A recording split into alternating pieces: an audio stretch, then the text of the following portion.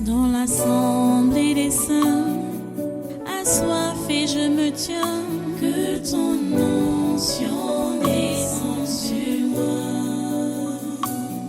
Conscient que mon destin est dans le creux de ta main, que ton onction descende sur moi. Je suis disposé, assoiffé, que ton onction descende sur moi. Je suis disposé, assoiffé,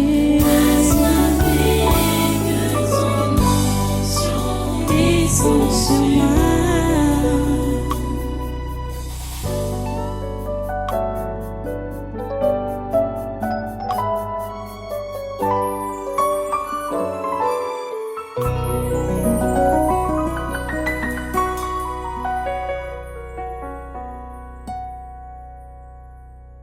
Alléluia. Reste un peu debout. On va prendre notre Bible maintenant, prendre notre lecture pour conduire le message de ce jour. Éphésiens chapitre 3. Éphésiens chapitre 3.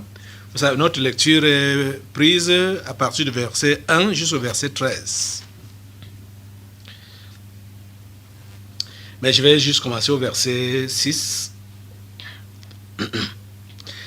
Éphésiens chapitre 3, à partir du verset 6, donc aujourd'hui.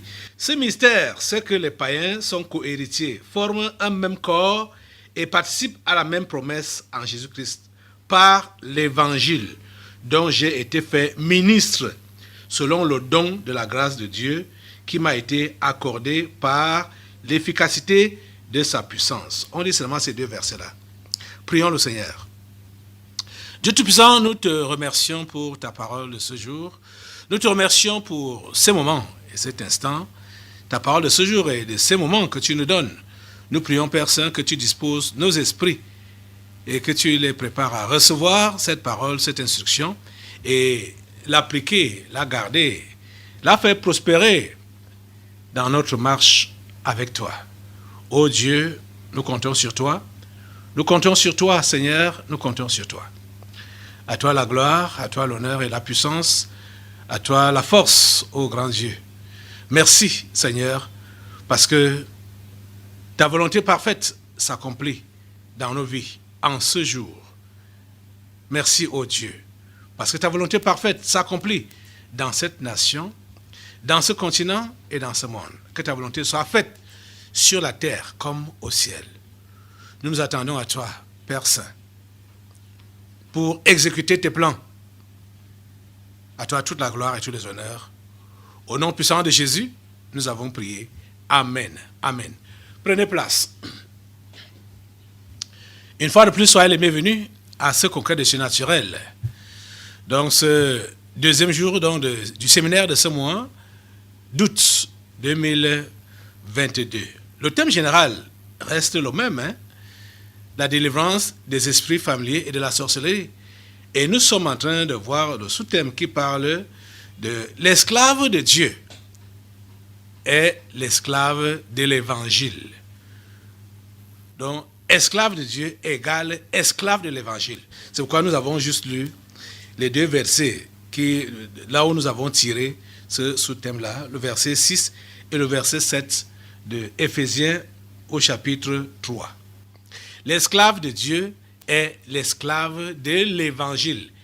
Et l'évangile, c'est la bonne nouvelle de notre Seigneur Jésus-Christ. C'est notre raison de vie en tant que chrétien. En tant que chrétien, ta raison de vie ou ta raison de vivre, c'est annoncer l'évangile. La bonne nouvelle de notre Seigneur Jésus-Christ. C'est ça. Vous voyez, hier, je vous évoquais l'histoire je vous ai donné la citation de l'un de ces gens déchus, Jean-Paul Sartre, qui est né en 1905. Jean-Paul Sartre est né en 1905.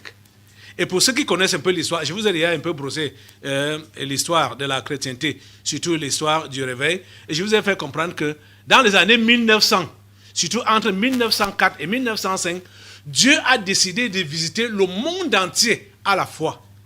C'est-à-dire tous les continents.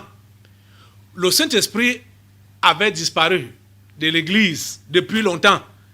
Et au début donc du XXe siècle, Dieu lui-même a décidé de visiter son peuple. Et c'était simultanément partout dans le monde, à la fois, dans tous les continents, en Afrique, en Asie, en Europe, en Amérique, en Australie, partout à la fois.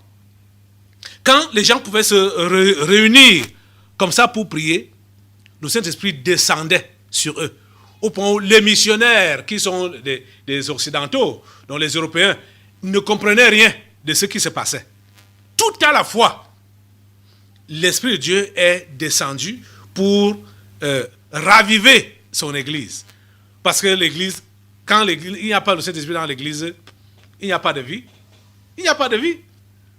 Vous voyez? Et c'est pendant cette période-là que Jean-Paul Sartre est né.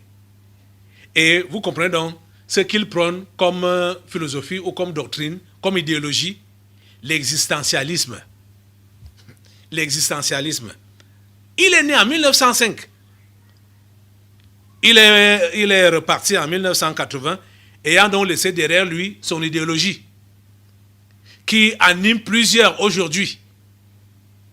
Même au niveau du christianisme, plusieurs sont influencés par ce que cet ange déchu avait laissé derrière lui. Qu'est-ce que c'est que l'existentialisme? L'existentialisme est un courant philosophique et littéraire qui considère que l'être humain forme l'essence de sa vie par ses propres actions. Vous comprenez? Certains peuvent donc comprendre pourquoi j'ai renvoyé l'esprit du moi hier dans la cage. Parce que cet paragraphe dit déjà tout. Que Jean-Paul Sartre a voulu montrer à l'humain qu'il faut se concentrer sur soi. Le moi, c'est le moi qui doit être... La vie de l'être, de l'humain, doit être centrée sur lui-même. Donc, l'existentialisme est un courant philosophique et littéraire qui considère que l'être humain forme l'essence de sa vie par ses propres actions.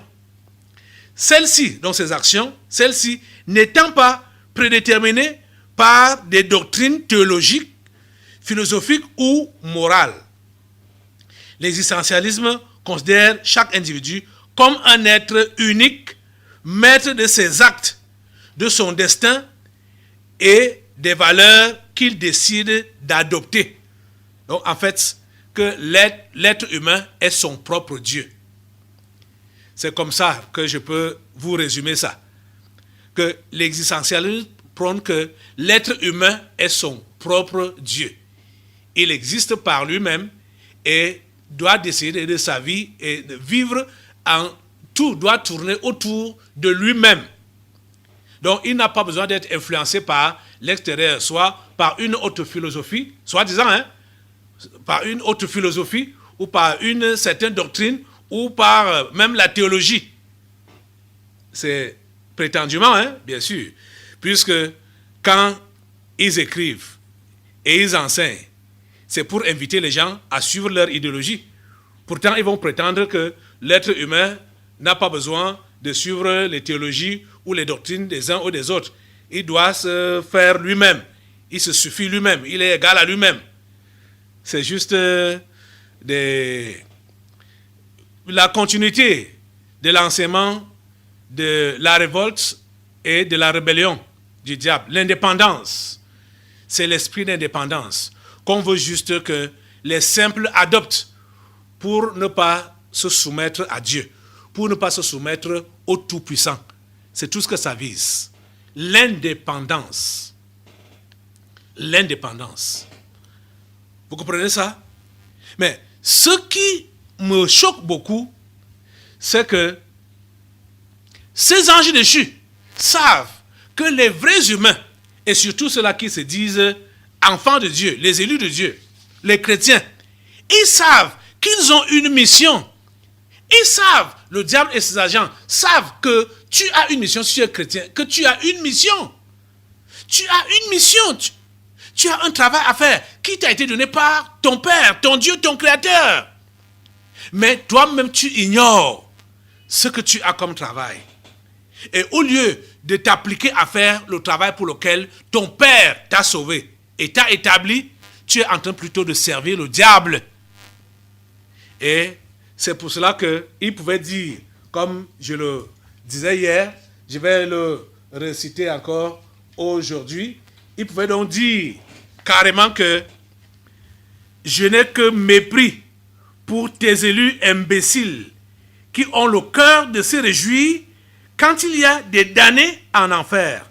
Ça, c'est une très forte interpellation pour toi, chrétien.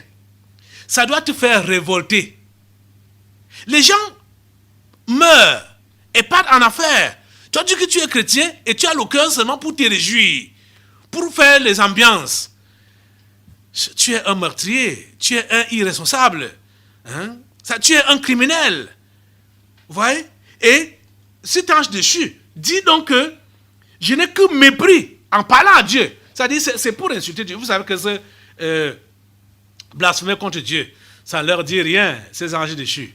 Hein? Ils peuvent blasphémer contre Dieu. Ils peuvent dire de n'importe quoi contre Dieu. C'est pourquoi il dit donc à Dieu, je n'ai que mépris pour tes élus imbéciles qui ont le cœur de se réjouir quand il y a des damnés en enfer.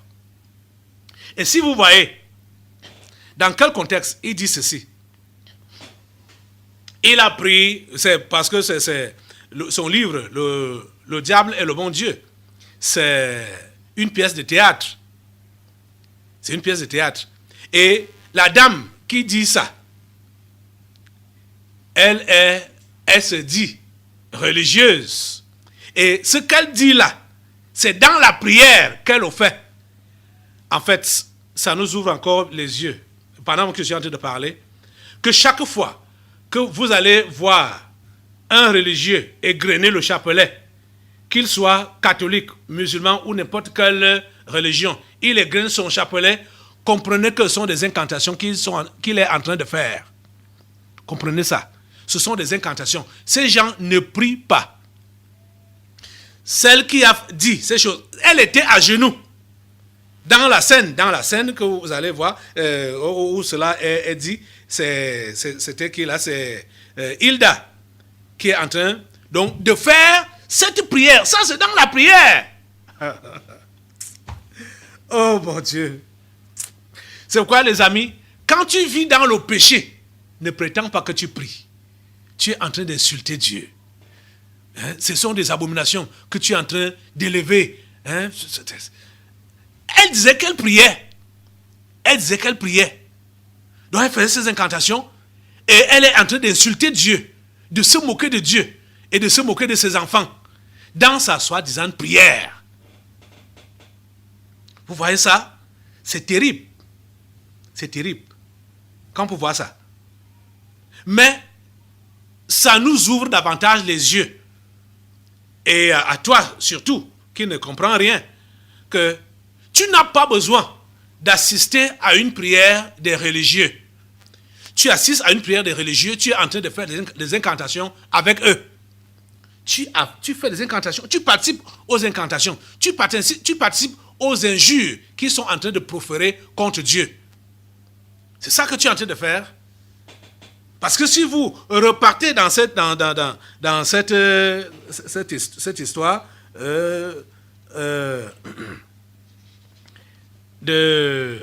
les propos de Jean-Paul Sartre et la prière de Hilda, c'est vous êtes surpris de passer, puisque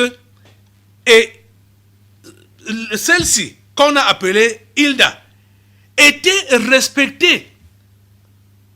Elle était un modèle pour le groupe dans lequel elle fonctionnait. Elle était un modèle, une référence, un espoir. Et c'est comme ça donc que du moins dans sa carrure et dans sa position, elle pouvait donc influencer tout cela qui était avec elle. Et voilà sa prière à Dieu.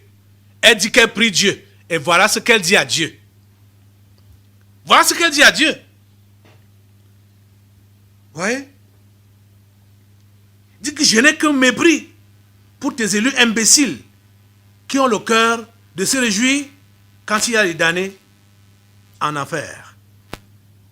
Voilà sa prière. Voilà sa prière. Ça doit te révolter. Ça doit te révolter. Ces gens savent quelle est notre mission. Ces gens savent quelle est ta mission. Si tu es chrétien, ils savent quelle est ta mission. Et vous voyez, Dieu, dans sa préscience et son savoir-faire, je suis dans ce thème depuis, ce sous-thème. Je l'avais déjà préparé depuis. Mais Dieu, dans sa préscience, a prévu que les notes qui avaient été prises en 1996, je puisse tomber encore sur ça là, hier seulement. Donc pour confirmer ce que je suis en train d'enseigner. Vous voyez? L'esclave de Dieu est l'esclave de l'évangile.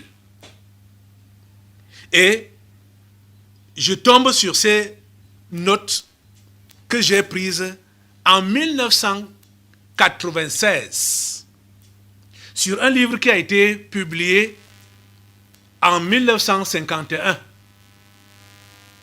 Et c'est passé également au théâtre dans la même année, le 7 juin 1951. Vous voyez? Et aujourd'hui, ça dit, c'est plus que d'actualité. Et quand je vois même l'auteur, en quelle année il est né. Donc il est né quand Dieu avait provoqué le premier réveil du XXe siècle. Un réveil qui n'a pas mis long et qui a été également rapidement récupéré par la religion. Et vous voyez qu'un ange déchu est venu pendant ce réveil-là pour maintenant donc établir une doctrine, une philosophie, un concept, une idéologie qui est en train d'influencer plusieurs individus aujourd'hui. Il a laissé ça derrière. Vous tapez seulement sur le net son nom ou le nom du livre, vous allez voir et vous avez tout ce qu'il a laissé derrière lui. C'est comme ça que ces gens dessus sont venus. C'est comme ça qu'ils viennent. Et vous allez voir que la plupart des anges déchus, qu'on a dit philosophes ou écrivains, ils n'ont jamais été les chefs d'État.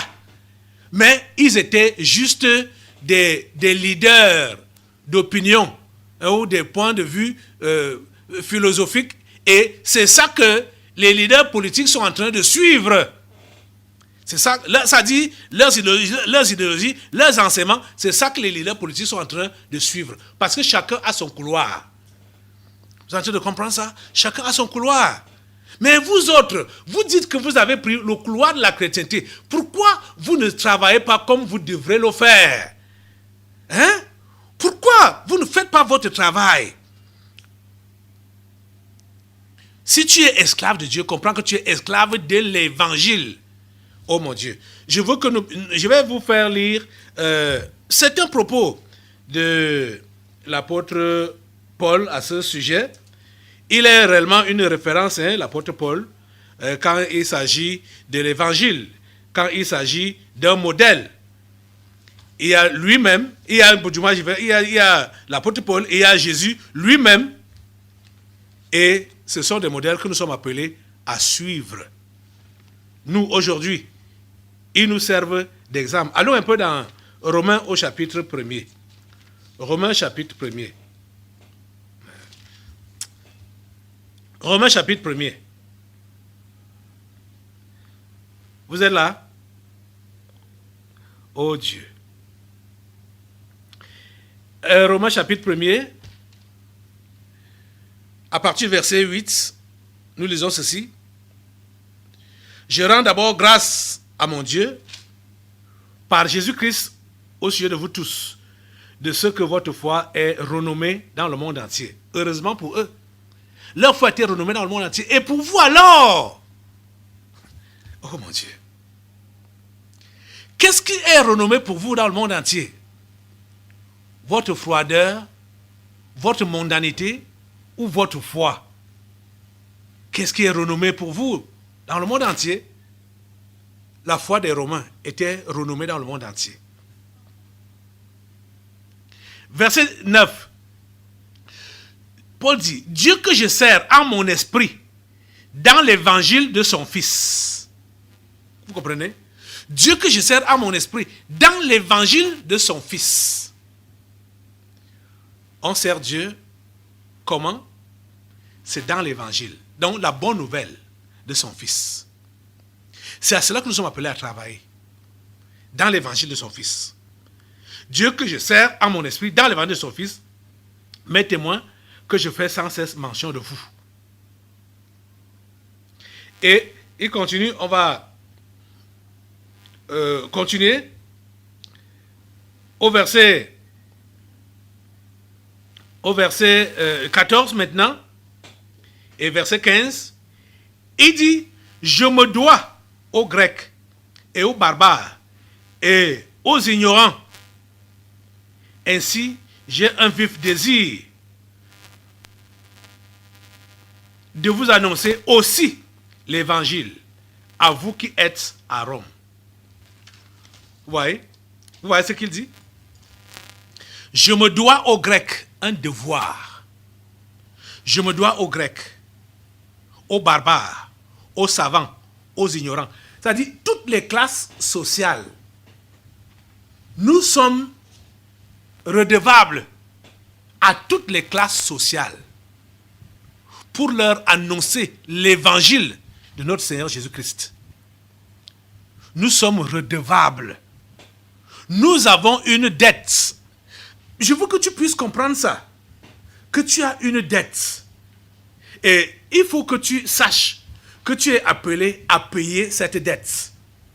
Si tu ne payes pas cette dette, Paul nous fait comprendre que le malheur va s'abattre sur lui, dans le cas où il ne paye pas cette dette. Donc, si tu ne payes pas cette dette, le malheur s'abat sur toi. Nous sommes redevables à toutes les classes sociales. Tu es redevable à ta famille. Tu es redevable à ton quartier, à tes collègues de service. Tu es redevable aux pauvres, aux riches. Tu es redevable aux hommes politiques. Tu es redevable à tous. Il y a des gens qui ont souvent demandé, mais ça c'est quelle église qui fait la politique, parlant du tabernacle de la liberté? On ne fait pas la politique, c'est parce que nous sommes redevables à ces gens-là que nous sommes obligés de leur parler pour leur dire, ce que vous faites n'est pas bien. C'est condamné par Dieu. Changez de comportement. Changez. Et en même temps, nous saccageons donc les mauvaises choses qu'ils sont en train de faire. Nous sommes redevables à tout le monde, même comme plusieurs parmi vous. Vous n'avez pas encore compris cela. Nous sommes redevables à toutes les classes de la société pour leur annoncer l'évangile du Seigneur Jésus-Christ. Nous sommes redevables. Nous avons la dette envers la société. Et cette dette, c'est l'évangile que nous leur devons. L'évangile, la bonne nouvelle. Cette bonne nouvelle qui sauve. Cette bonne nouvelle qui libère. Vous comprenez ça? Oh mon Dieu, ta grâce. Oh mon Dieu, ta grâce. Ma prière est que vous puissiez comprendre. Il faut que vous compreniez que vous avez une dette et que vous devez payer cette dette-là. Donc vous avez intérêt à ne rien épargner, à donner tout ce qui est à ton pouvoir pour que l'évangile de notre Seigneur Jésus-Christ puisse être proclamé. Donc, tu n'as rien à épargner. Tu n'as rien à épargner. Tu n'as rien à réserver. Tu n'as rien à réserver. Allons encore dans 1 Corinthiens au chapitre 9. Allons 1 Corinthiens chapitre 9. Tu es déjà là. Paul pouvait donc dire ceci clairement. Si, verset 16, à partir du verset 16, 1 Corinthiens chapitre 9, verset 16, si j'annonce l'évangile, ce n'est pas pour moi un sujet de gloire, car la nécessité m'en est imposée, parce que c'est un devoir. Et malheur à moi si je n'annonce pas l'évangile. Est-ce que tu comprends que tu es sous la malédiction quand tu n'annonces pas l'évangile, quand tu ne travailles pas pour le progrès de l'évangile, tu es sous la malédiction? Ou quand tu fais le contre-évangile, quand ça dit ton témoignage, tes actes, tes paroles font le contraire de l'évangile, le contraire de la bonne nouvelle, tu es sous la malédiction. Tu te places sous la malédiction. Pour dire, malheur à moi si je n'annonce pas l'évangile. Ceux parmi vous, malgré qu'on vous interpelle par les enseignements comme ce que je fais là, ou même par les délivrances, vous continuez dans les mêmes bêtises, dans des futilités. Ça m'étonne de vous. Ça m'étonne de vous. Donc, vous préférez continuer à entretenir la malédiction sur votre vie, en travaillant contre l'évangile, en travaillant contre le message du salut. Vous êtes très courageux. Vous êtes très courageux. Ah, mon Dieu. Ta grâce sur ces vies. Avant cela, Paul avait d'abord dit, au verset 12 du chapitre 9 toujours de 1 Corinthiens, verset 12, si d'autres jouissent de ce droit sur vous, parlant du droit de prédicateur, n'est-ce pas plutôt à nous d'en jouir? Mais nous n'avons point usé de ce droit. Au contraire, nous souffrons tout afin de ne pas créer d'obstacle à l'évangile de Christ. Nous souffrons tout afin de ne pas créer d'obstacle à l'évangile de Christ. Vous voyez donc comment on est esclave de l'évangile. Quand on est esclave de l'évangile, on est prêt à tout souffrir pour l'évangile, pour ne pas créer d'obstacle à l'évangile. On est prêt à tout souffrir. On est prêt à tout souffrir pour ne pas créer d'obstacle à l'évangile. On est prêt à tout supporter à cause de l'évangile. Vous comprenez ça? Prêt. Esclave de Dieu, tu es esclave de l'évangile, esclave de la bonne nouvelle. Verset 23, chapitre 9 toujours de 1 Corinthiens, voici ce qu'il dit. Je fais tout à cause de l'évangile afin d'y avoir part. Tu vois que si tu ne travailles pas pour l'évangile, tu ne pourras pas avoir la part qui revient à ceux qui ont travaillé pour l'évangile. C'est pourquoi Paul pouvait donc dire que je fais tout à cause de l'évangile afin d'y avoir part. Je fais tout. Tout ce qui est à mon possible, je fais à cause de l'évangile afin d'y avoir part. Chers amis, ce travail que Dieu nous a donné, qui nous a confié, et surtout en ce temps de la fin, c'est sérieux. Dans l'assemblée des saints, assoiffé je me tiens, que ton onction descende sur moi. Conscient que mon destin est dans le creux de ta main, que ton onction descende sur moi. Je suis